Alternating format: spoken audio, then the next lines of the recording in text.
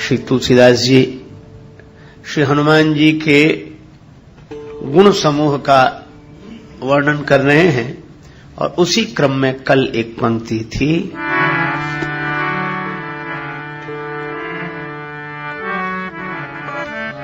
महावीर विक्रम बजरंगी, महावीर विक्रम बजरंगी, महावीर महावीर वीर विक्रम।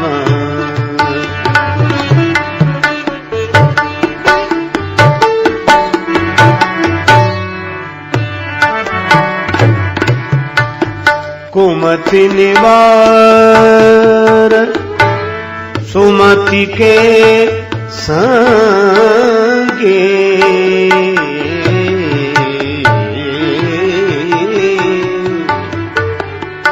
कुमति निवार सुमति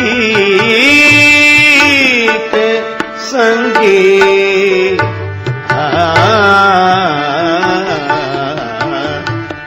महावीर विक्रम वीर विक्रम वीर विक्रम। कुमति निवार सुमति के संगी। श्री हनुमान जी वीर नहीं महावीर हैं। वज्र की तरह जिनका दिव्य देह है, उन बजरंग बली में अमित विक्रम है, पराक्रम है, और वे कुमति का हरण करने वाले, सुमति का समर्थन करने वाले। कुमति को हटाना और सुमति को बढ़ाना श्री हनुमान जी का ही कार्य है। पर आप पूछेंगे कि ये सुमति और कुमति कहां रहते हैं? तो उत्तर है, विभीषण जी ने कहा है, सुमति कुमति सबके उर राही, नाथ पुराण निगम अस काहीं। सुमति और कुमति सबके हृदय में रहते हैं। यह अद्भुत संकेत है। किसी किसी के हृदय में रहते हो ऐसा नहीं है, सबके उर रहा है। और श्री तुलसीदास जी कहते हैं, मेरे द्वारा जो यह कहा गया है, यही वेद पुराण सत शास्त्र अनुभवी पुरुषों ने कहा है। नाथ पुराण निगम अस कहाहीं, यह श्रुति सम्मत है, पुराण सम्मत है। सबके हृदय में सुमति और कुमति का निवास है, सबके हृदय में।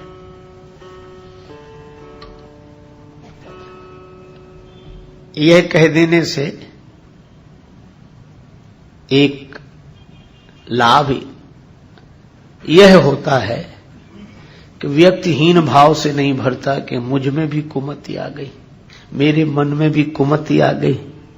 वह सोचता है कि सबके साथ ऐसा होता है, इसलिए अपने साथ हुआ तो आश्चर्य नहीं।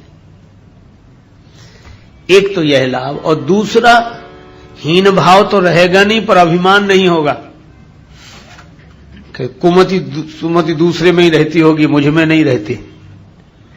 पर कहा जा रहा है सबके उर रहा ही, इसीलिए ये सुमति और कुमति सबके हृदय में है। इस दृष्टि से सब समान है, पर थोड़ा और सूक्ष्म ढंग से हम लोग विवेचन करें कि सबके हृदय में सुमति और कुमति रहते हैं, तो कभी सुमति प्रबल होती होगी, कभी कुमति प्रबल होती होगी। जैसे कभी रात आती है, कभी दिन आता है, काल कर्म बस हो ही गुसाई, बरवस रात दिवस की नाई है। तो हम यह कैसे जाने कि अभी हमारे हृदय में कुमति है, प्रधान है, या सुमति प्रधान, यह जाने कैसे? यह तो ठीक है कि सुमति कुमति सबके हृदय में रहती हैं, पर हम जानेंगे कैसे? बड़ा सुंदर उत्तर है। विभीषण जी ने कहा, रावण तवउर कुमति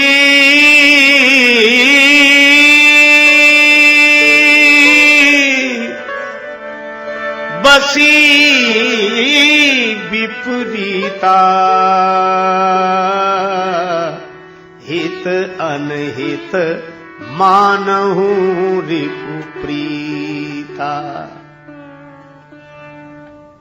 कुमति हमारे हृदय में कब प्रधान रूप लेकर आ गई है, कैसे जानेंगे? तो इसका उत्तर है कि अपने हितैषी जब शत्रु लगने लगे और अनहित करने वाले मित्र लगने लगे।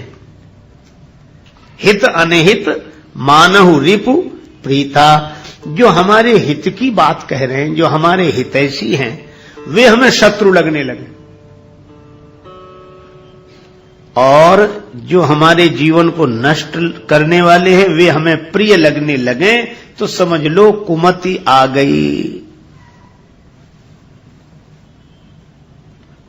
और ऐसी दशा में आदमी सही निर्णय नहीं कर पाता, वह अपने साधना पथ से विमुख हो जाता है, भटक जाता है। तो ऐसे भटकाव के क्षण अगर जीवन में आए तो किसका आश्रय लें? कुमति आ गई हो, और कुमति के कारण हम समझकर भी नहीं समझ पाते, क्योंकि प्रभाव कुमति का है। हमारे गुरुदेव कहते थे, जब आते अच्छे दिन तो अच्छी बात सुहाती, और ना ही तो समझाने पर भी नहीं समझ में आते। अच्छा बोलो, विभीषण जी ने कितना समझाया रावण को?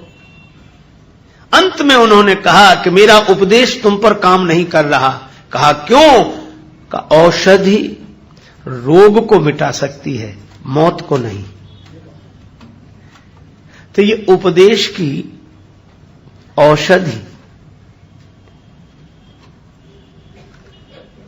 काम तो करती है,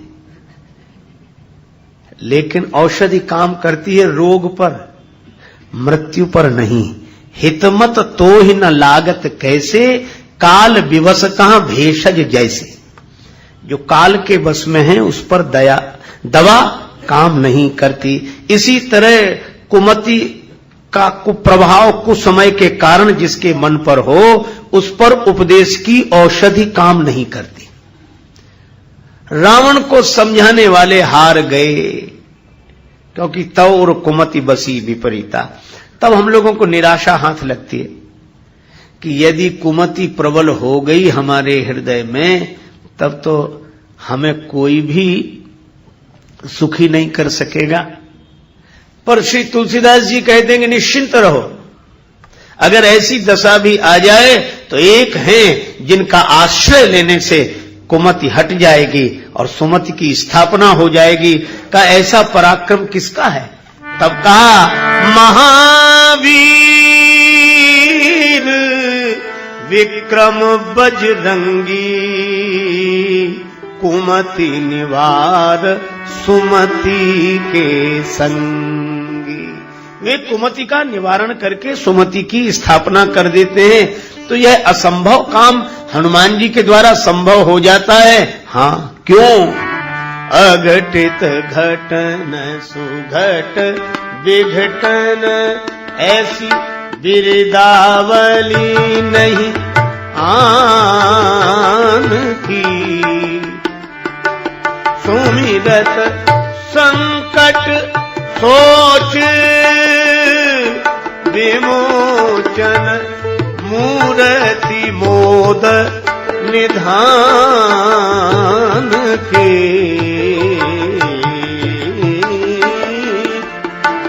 जाके गति है हनुमान की गति है। जाके गति है।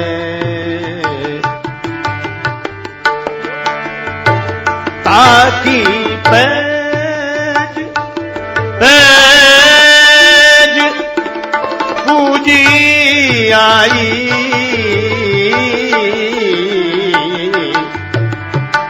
यह रेखा पुलिस पसान की गति है, हनुमान की जाके गति है, जाके गति है, जाके गति है। अघटित घटन सुघट विघटन ऐसी बिरिदावली नहीं आने की। सर्व समर्थ हैं श्री हनुमान जी महाराज, अतुलित बल धामम है, इसलिए वे समर्थ हैं किसमें? कुमति निवार सुमति के संगी। कंचन वरन विराज सुवेशा। श्री हनुमान जी कंचन वरण है, स्वर्ण शैलाभ देहम है, कनक वरण तन तेज विराजा। कंचन वरण। देखो श्री राम जी ने श्री हनुमान जी को लंका में भेजा, क्यों? श्री राम जी को लग रहा था कि श्री जानकी जी ने पहली बार कुछ मांगा और मैं दे नहीं सका। क्या मांगा था? स्वर्ण मृग, स्वर्ण मृग, और कहा यही मृग कर अति सुंदर छाला। गीतावली में वर्णन है, श्री सीता जी ने कहा पाई पालिवे जोग मंजू मृग। श्री रामचरितमानस में तो कहा गया प्रभु बध कर ये ही आनहु चर्म, किंतु गीतावली में कहा कि अगर ये स्वर्ण मृग मिल जाए तो हम इसका पालन करेंगे।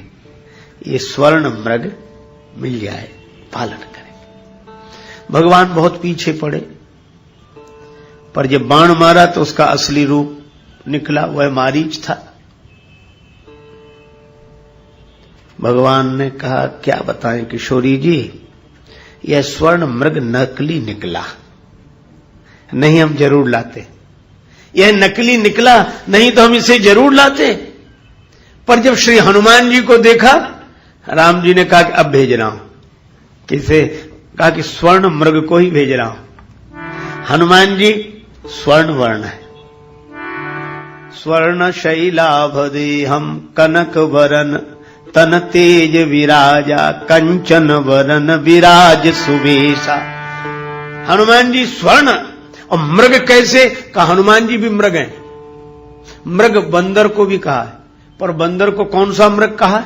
साखा मृग के बड़ी मनुसाई, साखा ते साखा पर जाई।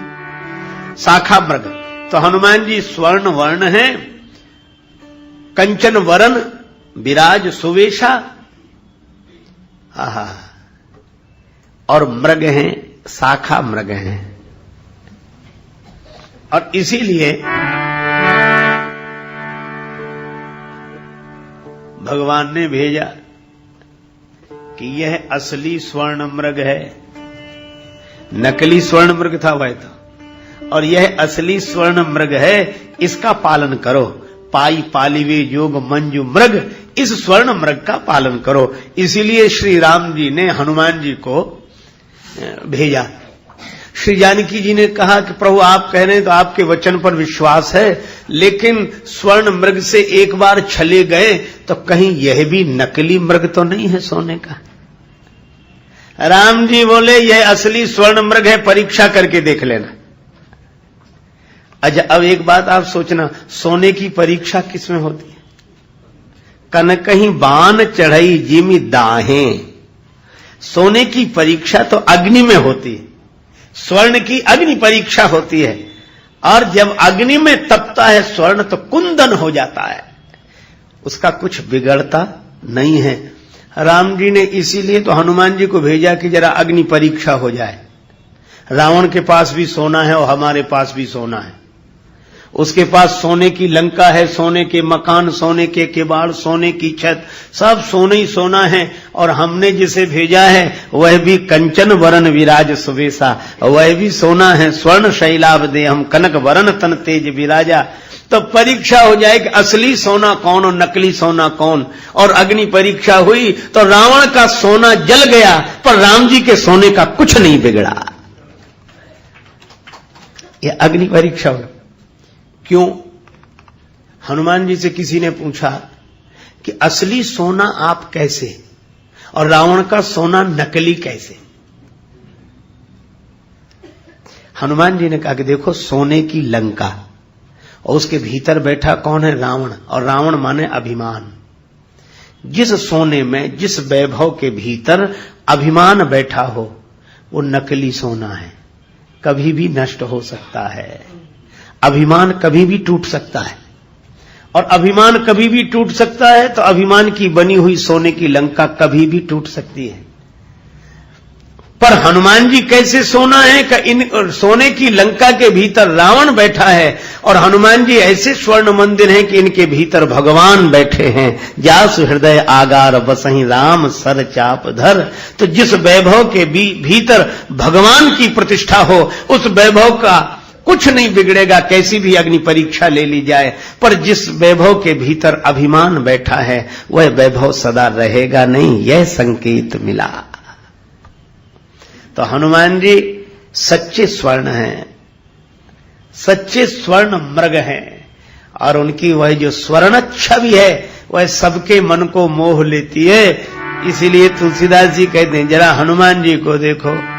कंचन बरन बिराज सुबेसा बरन बिराज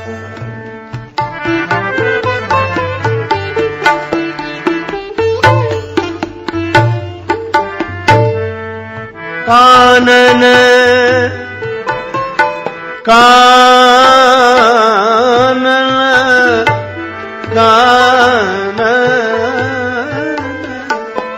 कानन कुंडल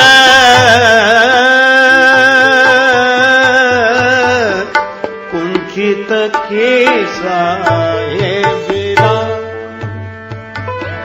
विराज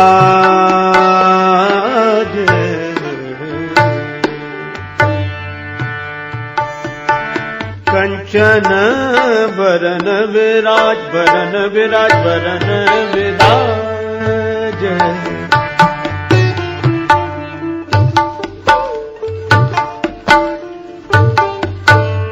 सुवेश, श्री हनुमान जी का वेश सुवेश है। एक अद्भुत बात है, वे हनुमान जी साधु हैं, पर हनुमान जी का वेश साधु का नहीं है। कालनेमी और रावण, इनके भेष साधु के थे।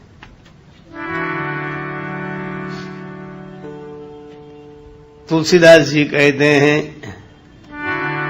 कि ये जितने भी हैं लखी सुवेश जग बंचक जीव,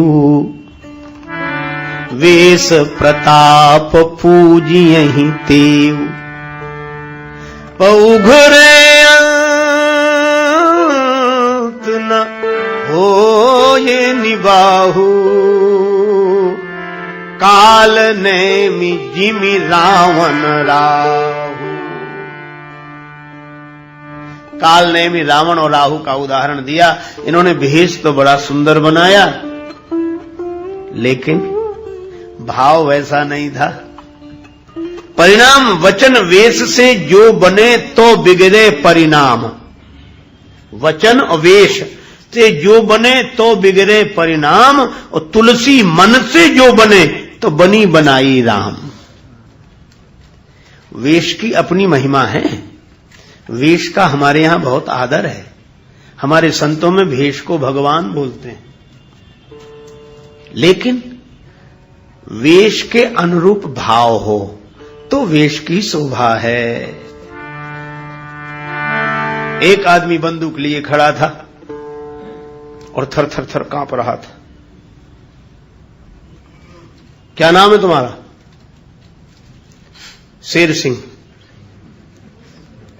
तुम्हारे पिता का नाम? शमशेर सिंह। और कंधे पर क्या है? बंदूक। तो कांप क्यों रहे हो? कुत्ता भौंक रहा है। कंधे पर बंदूक, खुद शेर सिंह, बाप का नाम शमशेर सिंह, और कुत्ते के भौंकने से कांप रहे हैं।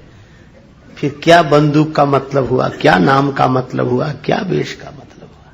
वेश के अनुरूप आचरण होना चाहिए। इसीलिए श्री ब्रह्मानंद जी ने लिखा है, बड़ा प्रसिद्ध भजन आपने सुना होगा, मैं प्रायः उसे गुनगुनाता हूं।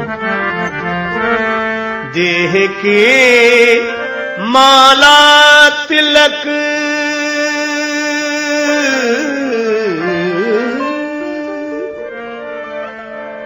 और छाप नहीं किसी काम के,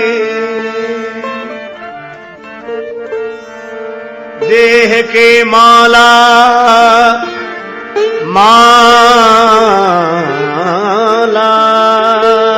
तिलक और छाप नहीं किसी काम के,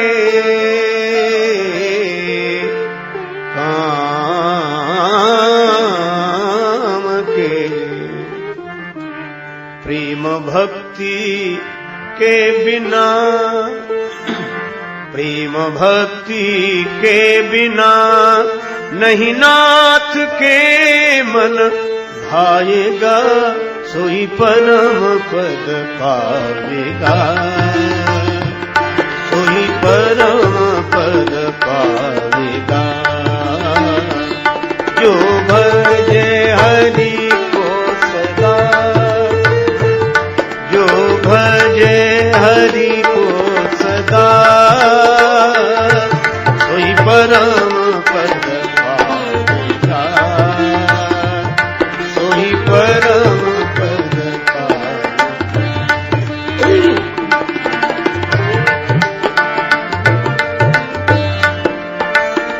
हरि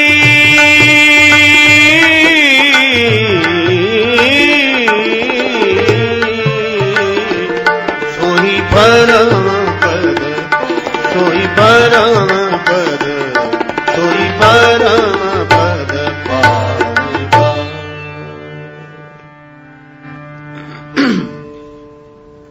इसलिए वेश का मूल्य है, पर वेश के अनुरूप आचरण होना चाहिए। तो रावण, कालनेमी और राहु ने वेश तो बनाया, पर वेश के अनुरूप आचरण नहीं रहा। और हनुमान जी की विशेषता क्या है? किए हूं कुबेश साधु सन मानू, जिमि जग जामवंत हनुमान। हनुमान जी ने वेश नहीं बनाया, साधु का भेष नहीं बनाया, पर हनुमान जी साधु हो गए। और इसीलिए तुलसीदास जी कहते कि धन्य है हनुमान जी का ये सुवेश। कहा हनुमान जी तो साधु के वेश में ही नहीं, किए कुबेश, ये वानराकार विग्रह है, वानर वेश में है, ये साधु का वेश नहीं है। तुलसीदास जी बोले हम इनके तन के नहीं मन के वेश को देख रहे हैं।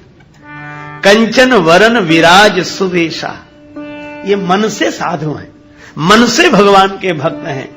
कियऊ कुवेश साधु सनमानु, जिमि जग जामवंत हनुमानु। तो कंचन वरन विराज सुवेशा। अच्छा, वेश में भी वर्णन किसका किया? वर्णन कानों से शुरू हुआ। कानन कुंडल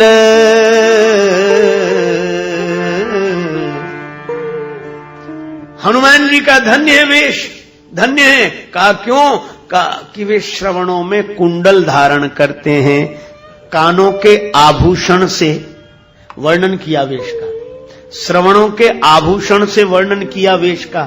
तो ये श्री हनुमान जी स्वर्ण शैलावदेह में परम सुंदर हैं और उनके कानों में कुंडल है, यह तो ठीक, पर तुलसीदास जी विशेष इशारा करना चाहते हैं। हनुमान जी का वेश धन्य क्यों? क्योंकि वे श्रवणों का आभूषण धारण करते हैं। और श्रवण का आभूषण क्या है? अपनी दृष्टि से तो कुंडल है, लेकिन श्रवण का आभूषण क्या है? श्रवण का आभूषण है भगवान की कथा।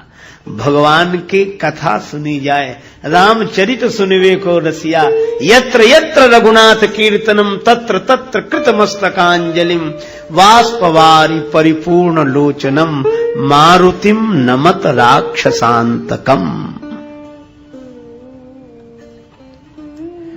तो जिसने अपने कानों का आभूषण भगवान की कथा को बना रखा है, उस सुवेश को प्रणाम है। कानन कुंडल कुंचित केशा, बाल टेढ़े हैं, अच्छा सीधे नहीं है, कुंचित हैं, घुंघराले हैं। तो तन की दृष्टि से तो घुंघराले हैं, पर बाल को आप विचार का स्वरूप माने, क्योंकि सिर से बाल का जन्म और सिर से ही विचार का जन्म। तो ये बाल सिर से उगे तो सीधे गए, हनुमान जी के बाल सीधे नहीं गए, लौट कर आए। तो बाल माने विचार का, हनुमान जी का विचार सीधे जाने का, मुक्ति का नहीं है, फिर लौट कर आने का है, बार बार जन्म का है। और बार बार जन्म किस लिए? का जन्म जन्म रति राम पद यह वरदान न आन, जिसका मन धरती छोड़ने का न हो, बार बार इसी धरती पर रहकर भगवान के गुण गाने और सुनने का हो, यही कुंचित केश का आध्यात्मिक अर्थ है, भावनात्मक अर्थ है। कानन कुंडल कुंचित केसा। आहा, देखो, कानन कुंडल कुंचित केशा। श्री हनुमान जी महाराज बार बार, इसीलिए राम जी जब अपने धाम को जाने लगे तो श्री हनुमान जी से कहा कि आप भी चलो। राम जी बोले कहां? हनुमान जी ने पूछा कहां? श्री राम जी ने कहा हमारे धाम में। अच्छा प्रभु चले तो साकेत? हाँ हाँ साकेत लोग चले तो, पर वहां आपकी कथा कब होती? राम जी बोले वहां तो हम ही होते हैं, कथा तो यहां होती है, वहां नहीं। हनुमान जी बोले तो आप चलो। और आप? हनुमान जी बोले हम बाद में आएंगे। कहा कब? बोले आपकी कथा सुनकर आएंगे। भगवान बोले तो कब तक रहोगे? हनुमान जी ने हाथ जोड़कर कहा प्रभु जब तक आपकी कथा इस धरती पर रहेगी तब तक मैं यह धरती छोड़कर कभी नहीं आऊंगा। इस धरती से ही जुड़ना माने बार बार लौटना। तो हनुमान जी भक्ति के कारण, अच्छा यही कारण कि जानकी माता का जन्म धरती से हुआ और समाई भी वे धरती में। तो जिस भक्ति का संबंध धरती से हो, उस धरती को हनुमान जी कभी नहीं छोड़ते।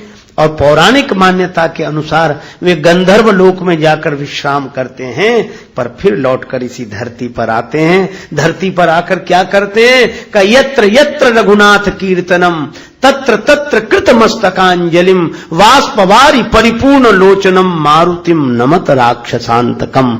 जहां जहां भगवान की कथा होती है वहां श्री हनुमान जी नतग्रीव होकर और वाष्पवारि परिपूर्ण लोचन होकर करवद्ध मुद्रा में विराजमान होकर भगवान की कथा सुनते हैं। और इसीलिए कुंचित केश का अर्थ है बार बार लौटकर आने की बात। इसी कथा में बार बार आने की बात, ये कुंचित केश है। और श्रवण कानन कुंडल, ये कान का भूषण, बोले यही कथा है और यही हनुमान जी का सुवेश है। कंचन वरण विराज सुवेशा, कानन कुंडल कुंचित केसा। तो देह की दृष्टि से तो उनके इस भव्य श्रृंगार का दर्शन करें, पर नेह की दृष्टि से इसका भावनात्मक अर्थ ग्रहण करें। कंचन वरण विराज सुवेशा, कानन कुंडल कुंचित केसा। और आगे हाथ वज्र जरु ध्वजा विराजे,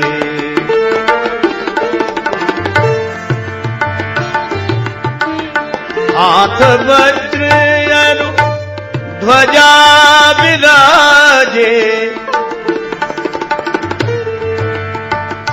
कांधे मूंज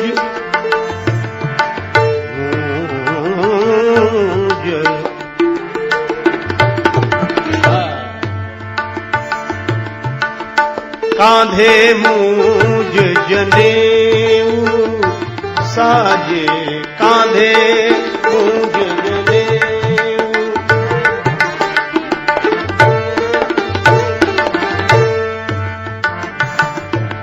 हाथ वज्र ध्वजा विराजे कांधे मूंज जनेऊ साजे हाथ वज्र ध्वजा विराजे हाथ ध्वजा विराजे हाथ वज्र ध्वजा वज्र ध्वजा वज्र ध्वजा विराजे हाथ वज्र ध्वजा हाथ वज्र ध्वजा वज्र ध्वजा वज्र ध्वजा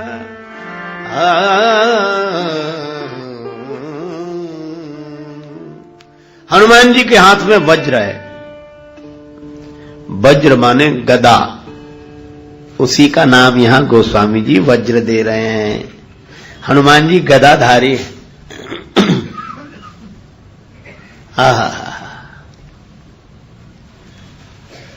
और एक हाथ में गदा और एक हाथ में ध्वजा।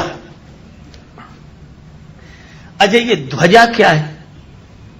कौन सी ध्वजा लहराते हैं हनुमान जी? ध्वजा तो एक ही है, रघुपति कीरति बिमल पताका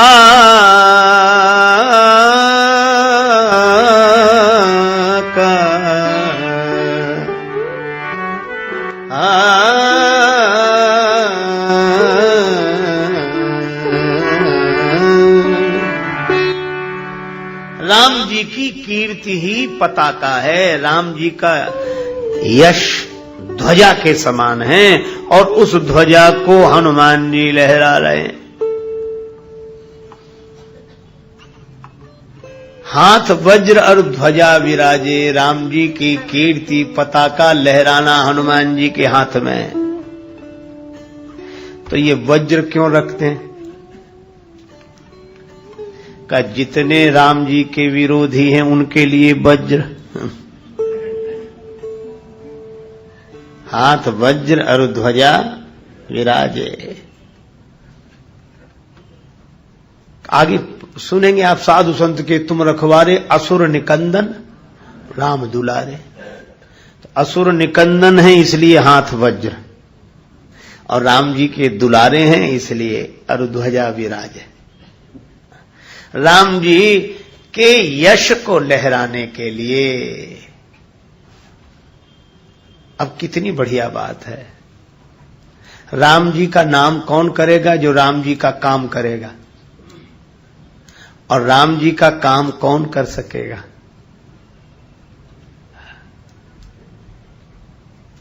जो काल के हाथ में न हो, काल जिसके हाथ में हो। ये वज्र क्या है? काल है। और ये काल किसके हाथ में? हनुमान जी के हाथ में। अब जरा गंभीरता से सोचें। वज्र माने गदा, गदा माने काल, क्योंकि हनुमान जी उसी से काल बनते हैं किसी के,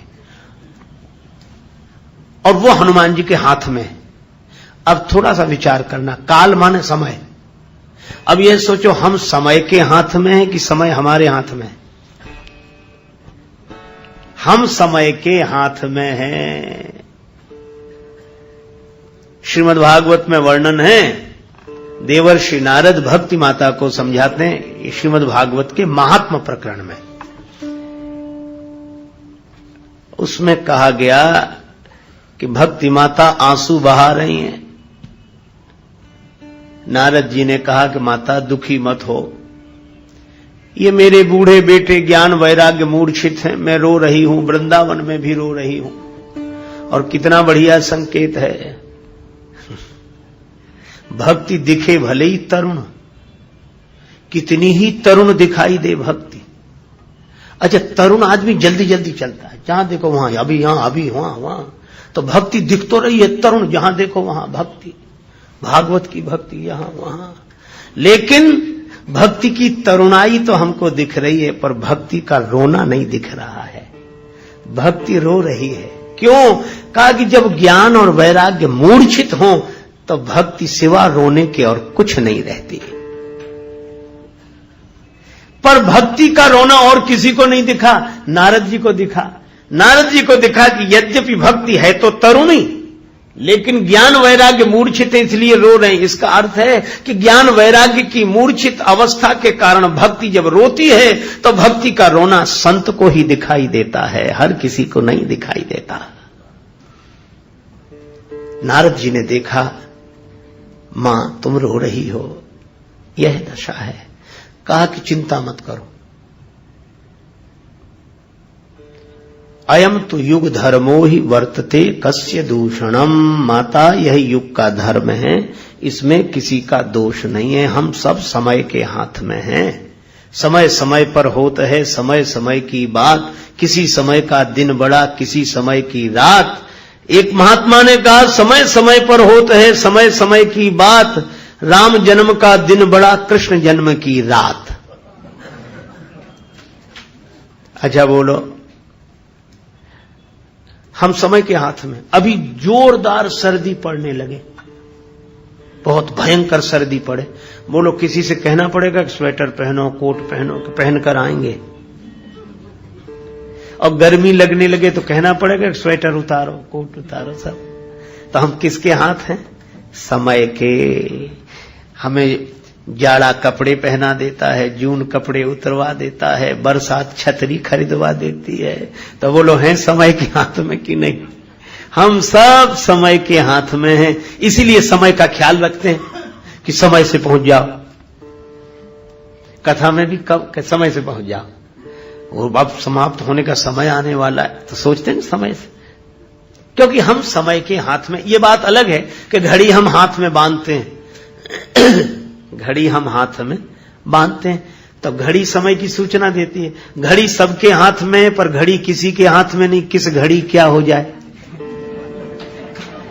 किस घड़ी क्या हो जाए। लगता है कि हमने घड़ी बांध रखी है, सही बात यह है कि घड़ी नहीं हाथ बांध रखा है हमारा हाथ घड़ी में बंधा हुआ है। एक महात्मा कहते थे, घड़ी घड़ी चल यह घड़ी कहती यही विनीत, मूर्ख तेरे जन्म की एक घड़ी गई बीत। इसलिए हम लोगों से कहा जाता है कि देखो हम सब समय के अधीन हैं, इसलिए समय का ध्यान रखना, समय से सब। और रामचरितमानस में इसकी बड़ी व्याख्या है प्रताप भानु ने सबको जीत लिया, और जिसको प्रताप भानु ने हराया था उसी ने प्रताप भानु का विनाश करा दिया। क्यों? काल पाय मुनि सुनि सोई राजा, भयउ निशाचर सहित समाजा। समय के अनुसार, समय से बंधे थे तो प्रताप भानु को रावण होना पड़ा। और वो जो हार गया था, जो कपटी मुनि बना बैठा था, वो समय प्रताप भानु कर जानी, आपन अति असमय अनुमानी। कि समय हमारा समय ठीक नहीं है। यही बात है। रही मन चुप हुए बैठिए देख दिनन के फेर, जब नीके दिन आई हैं बनत न लगी है देर। रामचरितमानस में जान शरद ऋतु खंजन आए, समय पाए जिम सुकृत सहाये। समय की बात। और उसी पर मुझे वो कहानी याद आती है। एक बड़े संपन्न श्रद्धालु सेठ जी किसी महानगर में रहते थे।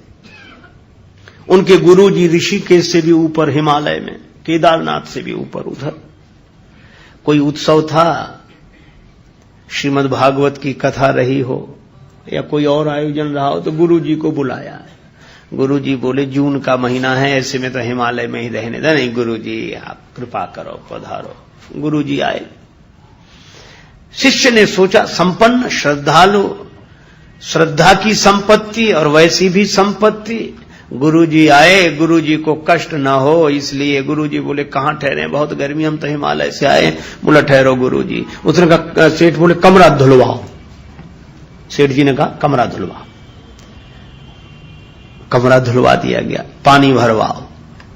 गुरुजी बोले बस नहीं महाराज आप थोड़ा ठहरो। पानी भरवा दिया। मेज रखवा दी, बर्फ की सिल्लियां रखवा दी, बीच में गुरुजी का तखत, ऊपर पंखा। गुरुजी बोले वाह वाह क्या बात है, सेवा तो ऐसी है, बहुत तुम्हारी बड़ी श्रद्धा सराहनीय है, श्रद्धा के अनुसार तुमने द्रव्य का सदुपयोग किया और तुमको बहुत बहुत आशीर्वाद। सेठ जी का मुनीम था, वो भी बड़ा अभिभूत था कि देखो गुरु जी की सेवा ऐसे करनी चाहिए, लेकिन सोचा मैं तो गरीब हूं, पैसा नहीं है मेरे पास, लेकिन उसने मन ही मन निश्चय किया कि मैं लाख गरीब सही, लेकिन चाहे कर्ज हो जाए पर मेरे गुरु जी आएंगे तो मैं भी ऐसी ही सेवा करूंगा। भाव तो अच्छा था पर समझ ठीक नहीं थी, एक गड़बड़ी हो गई। सेठ जी के गुरु जी आए थे जून में, मुनीम के गुरु जी आए जनवरी में, वो तो वैसे ही कांपते आ रहे थे। गुरु जी बोले कहां ठहरे? चेला बोला थोड़ा कमरा धुलवाओ। गुरु जी ने कहा क्या? गुरु जी आप मत बोलो, चाहे हम लाख गरीब सही, कर्ज हो जाए पर सेवा वैसी करेंगे जैसी सेठ जी ने की थी। अब बोलो, कमरा धुलवाने तक तो गनीमत थी। बोला पानी भरवाओ, बर्फ रखवाओ, पंखा चलवाओ। अब बोलो ऐसे में गुरु जी रह जाएं रात भर तो सवेरे उठेंगे तो उठ के उठाना पड़ेगा। तो सेवा श्रद्धा ठीक, लेकिन समय, क्योंकि हम सब समय के हाथ में हैं। पर एक बात मैं आपसे कहूं, हम सब समय के हाथ में हैं, पर हनुमान जी समय के हाथ में नहीं है, हनुमान जी के हाथ में समय है। हनुमान जी के हाथ में समय, समय माने काल और काल माने वज्र, तो हाथ वज्र का यही अर्थ लेना चाहिए कि हनुमान जी काल के हाथ में नहीं है, काल हनुमान जी के हाथ में है। और जब काल जिसके हाथ में हुआ है, काल को भी नष्ट कर सकता है। और इसीलिए हनुमान जी ने, एक महात्मा तो कह रहे थे कि हनुमान जी ने जब लड़ने लगे युद्ध में, कवितावली में वर्णन है, बिरझोड़न मारुत को बिरुदैत जो काल हो काल सब बूझ ही परे। हनुमान जी काल के काल दिखाई दे रहे हैं। और शंकर जी से कहा, शंकर जी ने कहा पार्वती देख रही हुई लड़ाई? पार्वती जी बोली आश्चर्य है, हनुमान जी ऐसा कर रहे हैं। शंकर जी बोले नहीं नहीं, हनुमान जी करते दिख रहे हैं, पर महिमा किसकी है? किसकी? का उमान कछु कपिके अधिकाई, प्रभु प्रताप जो काल ही खाई। काल सबको खाता है पर हनुमान जी काल को खा जाते हैं, तो काल हनुमान जी के हाथ में है। और यही रामचरितमानस की कथा भी संकेत करती है। क्या? रामचरितमानस की कथा यह संकेत करती है कि काल नेमि ने ही हनुमान जी का रास्ता रोका था। और आप जानते हैं नेमि कहते हैं चक्र को, है ना? नेमि माने चक्र और काल माने समय। तो काल नेमि माने काल चक्र, समय का चक्र चलता रहता है। सुबह होती है, शाम होती है, जिंदगी यूं ही तमाम होती है। ये काल चक्र चलता रहता है। कल भी शाम आई थी, आज भी आई, कल भी नहीं रही, आज भी नहीं रहेगी। फिर सवेरा होगा, फिर दोपहर, फिर शाम, फिर सुबह, फिर दोपहर, फिर शाम, फिर रात। ये काल चक्र, ये सबके जीवन में आता है, सबके मार्ग में आता है। कालनेम ने हनुमान जी का रास्ता रोका। रावण गया कालनेम के पास कि तुम तैयार हो जाओ। कालनेम बोला क्या करना है? कहा रास्ता रोकना होगा। कहा मैं तैयार हूं। किसका रास्ता रोकना? रावण बोला हनुमान जी का। कालनेम बोला ये नाम सुना हुआ लगता है, पहले भी सुना है। रावण बोला हाँ सुना होगा, वो पहले भी आ चुके हैं। कालनेम थोड़ी देर रुक कर बोला ये वही बंदर तो नहीं है जिसने लंका जलाई थी? रावण बोला हाँ हाँ वही वही। बात तुम पहचान गए, बड़े समझदार, ठीक पहचाना तुमने। कालनेम बोला मैं नहीं जाऊंगा। रावण बोला क्यों नहीं जाओगे? मैं तुम्हें जाते हुए देखना चाहता हूं। कालनेम बोला ठीक है चले जाएंगे, पर जाते हुए तो देख लोगे, लेकिन लौटकर आते हुए नहीं देख पाओगे। गए तो गए। तुम इतने बड़े बलवान होकर उसका रास्ता नहीं रोक सकते? कालनेम ने कहा एक बात बताओ, जिस दिन उस बंदर ने लंका जलाई थी आप कहीं बाहर गांव गए थे? लंका में नहीं थे। आप रोक सके रास्ता? तुम अपने गांव में, घर में नहीं रोक सके उसका रास्ता, और हम जंगल में उसका रास्ता रोक लेंगे? देखत तुम्हें नगर जही जा रहा, तास पंथ को रोक नहीं पा रहा। कौन रोक सकता है? रावण बोला जाओ, काल ने कहा जा रहा है, गया। अच्छा आप विचार करो, कालनेमी कली, कली कलियुग ही कालनेमी है, काल चक्र है। कालनेमी कली कपट निधानु नाम सुमति समरथ हनुमानु। हनुमान जी को क्या कहा गया? सुमति समरथ, इसीलिए कुमति निवार सुमति के संगी। और यहां कालनेमी ने रास्ता रोका, क्या किया? बाबा जी बन गया, आश्रम बना लिया, मंदिर बना लिया, बगीचा बना लिया, बड़ा बढ़िया मंदिर बनाया, बड़ा बढ़िया आश्रम, बड़ी बढ़िया बगीचा, बहुत सुंदर सरोवर, खुद बन गया बाबा जी। है कालनेमी, ये रूप बदल कर आता है। कलयुग भी ऐसे ही रूप बदल के आता है, ये रूप बदल के आता है। हनुमान जी को भी धोखा हुआ, अगर ये साधु ना हो तो इतना बढ़िया मंदिर बनाता, इतना बढ़िया बगीचा। देखो भगवान की कृपा है। अरे कृपा नहीं, अभी पता लगेगा। वो तो मकरी ने पांव पकड़ा, हनुमान जी ने लात मारी। अच्छा ये देखो, हनुमान जी जैसे ही पहुंचे, अब कालनेमी ने जो देखा तो अब लगा वो कथा कहने। अब वेश से तो बन गया वो, पर कथा कभी कही होती तो कहता, न कही होती, कहीं सुनी होती तो कुछ अंदाज से काम चलाता। पर लंका में न कथा कही जाती थी न सुनी जाती थी, वहां से तो कथावाचक भगा दिए जाते थे। गोस्वामी जी ने लिखा, तेहि बहुविध त्रासई देश निकासई जो कहे वेद पुराना। जो वेद पुराण की चर्चा करे उनको डरा धमका के नगर से निकाल दिया जाता था। अब कालनेमी ने कथा शुरू की, घबराहट में तो न मंगलाचरण न भगवान का नाम, और कथा भी न बालकांड न अयोध्या न अरण्य न किष्किंधा न सुंदर। कथा सीधे शुरू हुई लंका कांड से, और कथा शुरू हुई रावण के नाम से, होत महारण रावण राम ही, और कथा सीधे लड़ाई से ही शुरू हुई। हनुमान जी ने कहा ये कैसी कथा है? कालनेमी संभल गया, जीती ही राम न संशय या मई, राम जी जीतेंगे। हनुमान जी आए और हनुमान जी को प्यास लगाई, कि बड़ी जोर की प्यास लग रही है। आप लोग श्रीमद् भागवत की कथा में सुनते हैं, जब 10वां स्कंध आरंभ हुआ तब सुखदेव जी ने कहा कि जब से कथा शुरू हुई तुमने कुछ जल भी नहीं पिया है, कुछ जल पी लो, कुछ ग्रहण कर लो, उसके बाद फिर कथा शुरू होगी। तो उत्तर दिया है महाराज परीक्षित ने कि महाराज आपके मुख चंद्र से कथामृत झर रहा है, मुझे न प्यास लग रही है। भूख की कौन कहे, प्यास भी न साथ ही दुख कहा कि मुझे तृषा भी नहीं लग रही है, प्यास भी नहीं लग रही है। अब आप विचार करें, परीक्षित बोले कि प्यास नहीं तो ये अनर्थ कराया, प्यास ही तो लगी थी, महात्मा के आश्रम में गए थे। पर कथा में अमृत जो पी रहा है उसे प्यास नहीं लगेगी।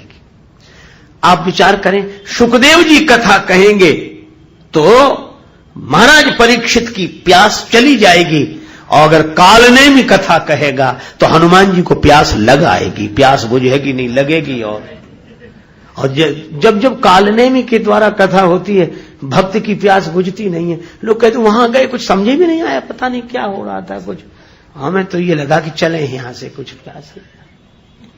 प्यास बुझनी चाहिए। प्यास लगी है, मांगा जलते ही दीन कमंडल, घबराया हुआ है कालनेमी, कुछ मांगो कुछ देता है। हनुमान जी ने पानी मांगा, उसने कमंडल दे दिया। हनुमान जी बोले कमंडल आप हमें दे रहे हैं, ये तो गुरुओं के द्वारा चेलों को दिया जाता है कि हम जाने वाले, हमारा कमंडल अब तुम ही संभालो, तुम हमें कमंडल काहे को दे रहे हो?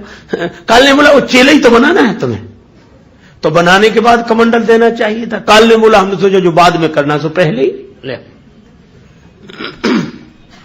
दीक्षा देना चाहते। अब कैसी अद्भुत बात, शिष्य प्रार्थना करे कि गुरुदेव दीक्षा दे दो, मैं आपसे दीक्षा लेना चाहता हूं, यहां तक तो ठीक। और गुरुजी कहें कि हम तुम्हें चेला बनाना चाहते हैं। काल ने भी कह रहा कि तो हम तुम्हें कैसे, पहले स्नान करे आओ, दीक्षा देऊं ज्ञान यही पावो, ज्ञानी नाम अग्रगण्यम को कह रहा है। पर हनुमान जी सरल सीधे चले गए, सरोवर में प्रवेश किया। मकरी ने पांव पकड़ लिया। ये विषय जल के सरोवर में वासना की मकरी रहती है।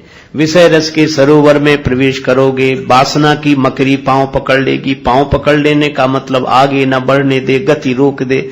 ये वासना ने ही तो हमारी गति रोक रखी है, पकड़ कर रखा है। पर हनुमान जी ने इस पर प्रहार किया, मारी। मकरी बोली, वाह रामदूत, चरण पकड़ने वाले के साथ यह व्यवहार। हनुमान जी बोले, जो पांव पकड़ के डुबा देना चाहे उसके साथ यही व्यवहार करना चाहिए। कई पांव पकड़ने वाले होते ही ऐसे हैं कि खुद तो डूब ही रहे, तुम्हें और ले डूबेंगे, पांव नहीं छोड़ेंगे जब तक तुम डूबे ही न जाओ। ऐसे पांव पकड़ने वालों से सावधान रहना चाहिए। पर कई लोग पांव पकड़ने वालों के फेर में ऐसे पड़ते हैं कि वो जानबूझकर खुद ही डूबते। पर हनुमान जी ने प्रहार किया, वह दिव्य हो गई। कहा कि चरण पकड़ने वाले के साथ यह व्यवहार। हनुमान जी बोले, जो पांव पकड़ के डुबा दे उसके साथ तो यही व्यवहार करना चाहिए। और बोले, इस कथा कहने वाले के साथ? अरे बोले, महात्मा है। मकरी बोली, महात्मा नहीं, मुनि न हो है यह निश्चर घोरा।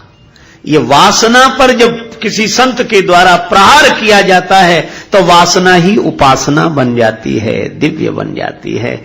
जो मन की वृत्ति संसार से जुड़ी थी वो भगवान से जुड़ जाती है। और तब उसने कहा, मुनि न हो यह निश्चर घोरा, मानव सत्य वचन कपि मोरा। हनुमान जी गए और क्या किया?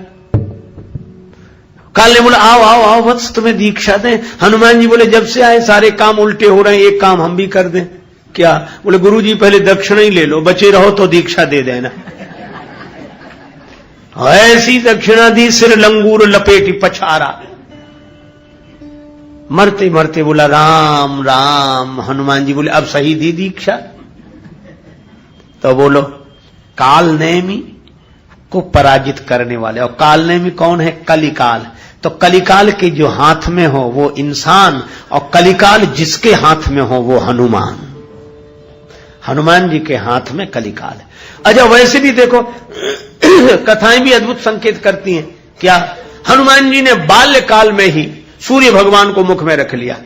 और सूर्य भगवान तो काल की गति की सूचना देने वाले, और काल की गति जिसने अवरुद्ध कर दी हो उनका नाम हनुमान जी है। तो ये हाथ वज्र, वज्र माने काल, काल जिसके हाथ में हो। और इसीलिए हनुमान जी से वैद्य ने कहा, संजीवनी बूटी लेने तो जा रहे हो पर सूर्योदय के पहले आ जाना। हनुमान जी बोले, सूर्य भगवान जानते हमारे बारे में, मैं लौटूंगा तभी सूर्योदय होगा, उसके पहले नहीं। और उसके पहले उगेंगे तो मैं सवेरा होने ही नहीं दूंगा। तो हनुमान जी के हाथ में काल है। अच्छा, अब इससे अर्थ क्या हुआ? हाथ वज्र और ध्वजा विराजे। हाथ में वज्र है और ध्वजा, इसका अर्थ है कि भगवान के यश की ध्वजा वही लहरा सकता है जो समय के हाथ में न हो। समय जिसके हाथ में हो वही भगवान के यश की ध्वजा को लहरा सकता है। अर्थात जो कलिकाल से प्रभावित न हो, कलिकाल से जो प्रभावित ना हो, जो कलिकाल को प्रभावित कर दे, वही भगवान की कीर्ति की ध्वजा लहराएगा कि ये भगवान के भक्त ऐसे होते हैं। तो हनुमान जी काल के हाथ में नहीं है, काल उनके हाथ में है। इसीलिए हाथ वज्र अरु ध्वजा विराजे, हाथ वज्र अरु ध्वजा विराजे, हाथ वज्र अरु ध्वजा विराजे, हाथ वज्र अरु ध्वजा विराजे, कांधे मूंज जनेऊ साजे, कांधे मूंज जनेऊ साजे।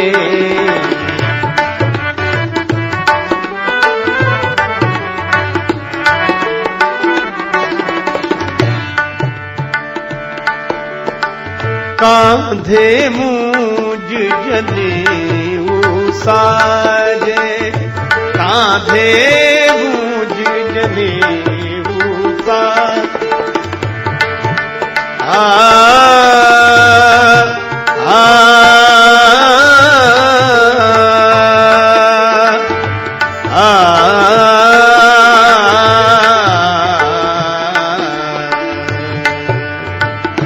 कांधे मूंज जनेऊ साजे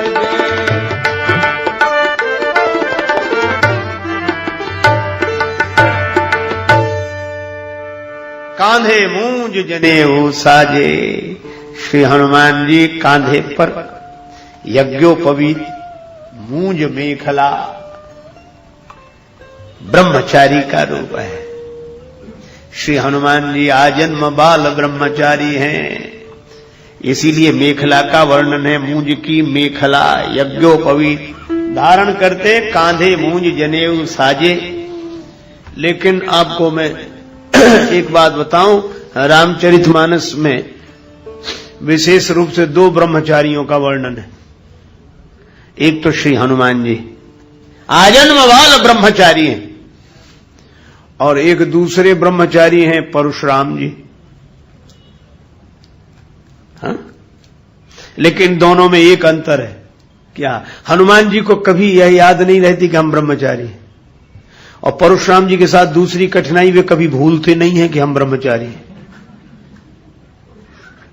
इसलिए जहां जाते वहां यही कहते हैं,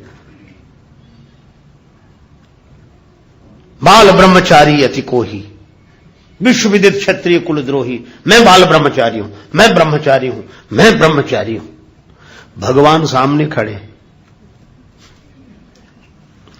भगवान के सामने। अच्छा देखो विडंबना क्या है, अभिमान से हनुमान परशुराम जी बोल रहे हैं, लेकिन अंतर क्या है? क्या बोले? मैं ब्रह्मचारी हूं, मैं ब्रह्मचारी हूं, यह तो दिखाई दे रहा है, पर सामने ब्रह्म खड़े हैं वो नहीं दिखाई दे रहे हैं। अरे आप तो ब्रह्मचारी हो, पर सामने तो राम ब्रह्म व्यापक जग जाना ब्रह्म सामने ही खड़े हैं, श्री राम जी, पर ब्रह्मचारी। और लक्ष्मण जी परवाह नहीं करते, और बोले क्या? बोले चितय परस की ओरा, रेसठ सुने स्वभाव न मोरा। फरसे की तरफ देखा, देखो तूने मेरा स्वभाव नहीं सुना है। फरसे की तरफ क्यों देख रहे थे? ताकि लक्ष्मण जी भी उधर देखें। कुछ लोगों की आदत होती, जिधर दिखाना चाहते हैं तो बात करेंगे, सामने वाले से देखेंगे उधर, ताकि वो भी उधर देखे। एक आदमी को सोने की अंगूठी मिल गई, क्षुद्र प्रकृति का आदमी था, पहली बार सोने की कीमती अंगूठी मिली। सो जिससे भी बात करता था वो अंगूठी आगे करके, और भाई साहब क्या हाल है? और ठीक है सर, बहुत दिन में मिले, बहुत बड़े। लोग कहते अजीब आदमी। अरे मुझे बोले उंगली ऐसे ऐसे करने का क्या क्या मतलब? देख लें लोग कि ऐसे गया मिठाई की दुकान पर, एक पंडित जी की दुकान थी मिठाई की, वो अपना चादर ओढ़े, ब्राह्मण देवता बैठे थे, और पंडित जी आओ भैया ये मिठाई कैसे? अब उसने ये लड्डू क्या भाव दिए, ये जलेबी कैसे, ये सब मिठाई पर ऐसे ऐसे कर रही, अंगूठी दी है ऐसे। ब्राह्मण देवता गंभीरता से सुन रहे, समझ गए। तो वो तो इतनी सी अंगूठी सोने की उंगली में पहने था, और वो इतना बड़ा सोने का बाजूबंद बांधे थे पंडित जी, यहां चादर ओढ़े बैठे थे। तो जैसे ये मिठाई कैसे, ये मिठाई कैसे? तो पंडित जी ने ऐसे चादर हटाया और अपना हाथ ऐसे किया, बोले सब एक ही भाव हैं, कोई भी ले जाओ, सब एक ही, ताकि वो भी देखे। अब परशुराम जी दिखाना चाहते कि हम क्या हैं, ये रहा फरसा, तो फरसे की तरफ देखे ताकि लक्ष्मण जी भी देखें। बोले चितय परसु की ओरा, रेसठ सुने स्वभाव न मोरा। तुमने मेरा स्वभाव नहीं देखा है, अभी सुना ही नहीं होगा। लक्ष्मण जी ने देखा फरसे की तरफ, नहीं देखा तो दिखाने लगे। दूसरी पंक्ति में गोस्वामी जी क्या संकेत करते हैं? लक्ष्मण जी से सीधे ही बोले परस विलोक महीप कुमारा, मेरा फरसा देखो, ये देखो मेरा फरसा। लक्ष्मण जी बोले हाँ हाँ देख रहे हैं। फरसा देखकर तुम डरे नहीं? लक्ष्मण जी बोले अच्छा रहा कि हमने फरसा नहीं देखा। क्यों? फरसा देखते तो लड़ाई हो ही जाती। क्यों हो जाती? तो मुझे वीर नहीं समझ रहे हो क्या? लक्ष्मण जी बोले आप केवल फरसा थोड़े ही लिए हैं, एक और धारे धनु, एक और धारे बाण, एक और परस सुधारे तेज तायो है, एक और शूल, एक और लौह वर्म झूल, एक और तोमर त्रिशूल लटकायो है। बिंदु कवि धन्य भृगुवंशज मुनीस तुम्हें संत वेश में विचित्र रूपक लखायो है। मैंने जान्यो को कुशल कारीगर है, जनकपुरी में शस्त्र बेचिवे को आयो है। हमने वीर समझा ही नहीं। अब तो बड़ा क्रोध आया, मेरा फरसे का अपमान, फरसे। लक्ष्मण जी ने कहा कि देखो महाराज, अगर आप ब्रह्मचारी कह रहे हो, बाल ब्रह्मचारी अति कोही, तो ब्रह्मचारी का चिन्ह फरसा नहीं है। फिर बोले आप अपने को कहते रहे हो ब्रह्मचारी और दिखा रहे हो फरसा, और ब्रह्मचारी का चिन्ह क्या है? लक्ष्मण जी बोले वो मैंने देखा, इसीलिए नहीं झगड़ा किया आपसे। क्या देखा तुमने? बड़ा सुंदर संकेत है। लक्ष्मण जी बोले भृगुसुत समुझी जनेऊ बिलोकी, जो कछु कहूं सहूं रिस रोकी।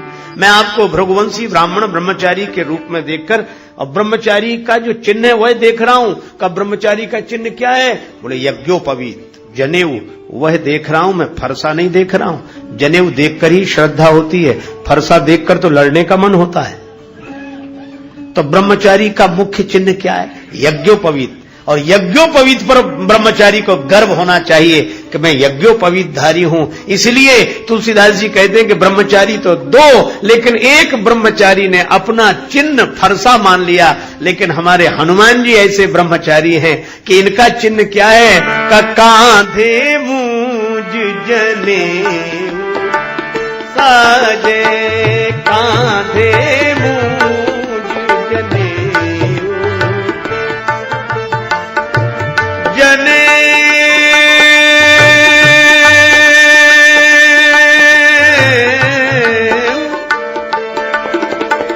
जने कांधे मूज जने साजे, कांधे मूज जने साजे जने साजे जने साजे। हनुमान जी सच्चे ब्रह्मचारी हैं। क्यों? क्योंकि हनुमान परशुराम जी ब्रह्मचारी होने का अभिमान रखते हैं। मैं गलत सही नहीं कह रहा हूं, किसी की निंदा करना मेरा उद्देश्य नहीं है, आपको भटकाना भी मेरा उद्देश्य नहीं है। पर मैं यह कहता हूं कि परशुराम जी भगवान हैं, हनुमान जी तो भक्त ही हैं, पर परशुराम जी तो भगवान के अवतार हैं। पर यह लीला है, लीला को बार बार ऐसे समझना चाहिए जैसे मां किसी बच्चे को चलना सिखाती है तो उसकी उंगली पकड़कर पीछे पीछे चलती है, कहती बेटा आ, सीधा बढ़ा, सीधा सीधा आगे आ जा। बच्चे से कहती सीधा चलो, मां उल्टा चल रही, तो क्या मां को सीधा चलना नहीं आता है? आता है, लेकिन वह उल्टा चलने की लीला इसलिए करती है ताकि उसका बालक सीधा चलना सीख जाए। तो परशुराम जी जैसे अवतार कोटि के महापुरुषों में अगर यह अभिमान का उल्टा चलना दिखाई दे तो ये उनका दोष नहीं मानना चाहिए। होश में रहकर वे तो भगवान हैं ऐसा जानकर वे तो केवल इसलिए उल्टा चलने की लीला कर रहे हैं ताकि हम लोग सीधा चलना सीख जाएं। इतनी ही प्रेरणा लेनी चाहिए। तो परशुराम जी ब्रह्मचारी हैं पर वे अभिमान को भीतर रखते हैं, और हनुमान जी ऐसे ब्रह्मचारी हैं कि वे भगवान को भीतर रखते हैं, वे भगवान को भीतर रखते हैं। अच्छा एक बात है, हनुमान जी ब्रह्मचारी हैं पर उन्हें ब्रह्मचारी होने का न भान है न गुमान है। क्यों नहीं है? आज हम आपसे पूछते हैं, छोटा सा बच्चा 5-7 साल का ब्रह्मचारी है कि नहीं है? लेकिन छोटे से बच्चे से कोई कहता आइए ब्रह्मचारी जी, और अगर कहो तो उसे कैसा अटपटा लगेगा। बालक कहेगा कि मां मैं तुम्हें जानता हूं, मैं नहीं जानता कि ब्रह्मचारी क्या होता है वो, लेकिन वह जानता नहीं कि ब्रह्मचारी क्या है, वह तो बालक है। और इसीलिए हनुमान जी और बच्चे का ब्रह्मचर्य सच्चा ब्रह्मचर्य है, क्योंकि वह यह नहीं जानता कि ब्रह्मचर्य होता क्या है। तो ब्रह्मचारी तो है, पर उसे ब्रह्मचारी होने का न भान है न अभिमान है। क्यों? वह बालक है। हनुमान जी ब्रह्मचारी हैं, सच्चे ब्रह्मचारी हैं, पर उन्हें अपने ब्रह्मचारी होने का ना भान ना अभिमान। कहा क्यों? बोले वे भी बालक हैं। इसीलिए तो हम लोग क्या कहते हैं, आरती कीजिए हनुमान लला की, आरती कीजिए हनुमान लला की।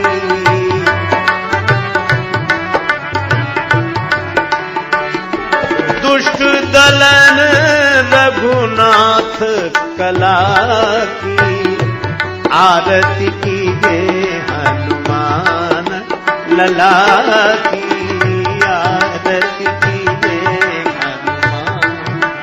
हनुमान।